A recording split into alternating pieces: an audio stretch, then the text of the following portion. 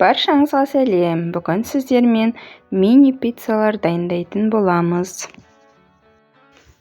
Ол үшін ең алдымен жұп-жұмсақ қамыр илейтін боламыз. Қамыр илеу үшін ыдысымызға жылы сүт, шекерімізді, тұзымызды салып, ерігенше жақсылап араластырамыз.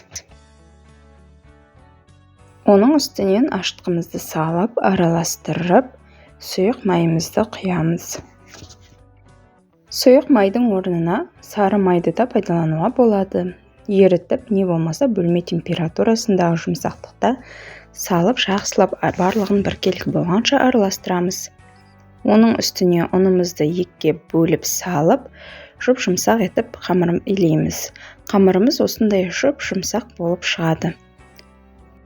Қамырымыздың бетін жауып, көтерілгенше жылы жерге қоямыз. Енді пиццамыздың салмасын дайындаймыз. Ол үшін мен колбаса, помидор және сырды пайдаландым. Өздеріңіз қаласаңыздар, басқа да көкөніс түрлерін қоссаңыздар болады. Колбасаны видеода көріп тұрғандарыңызды етіп 4 бұрышты қылып тураймыз. Қызанақты да дәл солай 4 бұрышты етіп тураймыз. Егер қызанақтың ішіндегі соғы ұнамайтын болса, бірден алып тастасаңыздар болады. Сырды да үккіштен өткізіп, дайындап аламыз.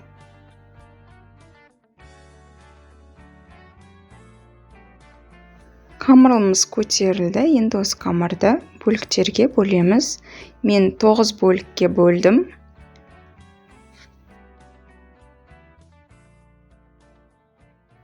Дөңгелектеп дайындап, қамырымызды жаямыз. Осындай видеода көріп тұрғандарыңызды етіп жайыңыздар. Қалыңдығы қатты жұқа болмау керек. Енді салмасын бетіне салатын боламыз. Қамырдың үстіне кетчуп пен майонезді пайдаланбай, оның орнына өзім қысқа арнап жапқан приправамды жағып, оның үстінен колбасаларды салып шықтым.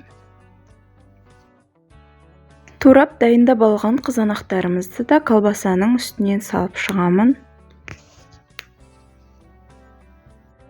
Оның үстінен теркадан өткізілген сырымызды саламыз. Барлық қамырларымызға салмасын салып дайындап алдық. Енді дайын болғанша қызып тұрған пеште пісіреміз. Осымен мини пиццаларымыз дайын. Көріп тұрғандарыңыздай өте тәбет ашарлықтай болып шығады. Қамыры жұп-жұмсақ. Үйде міндетті түрде жасап көріңіздер. Менің каналыма тіркеліп, лайк басып, комментарий жазуды ұмытпаңыздар. Сіздермен болған ләззат. Каналымда жаңа рецепттер күтіңіздер.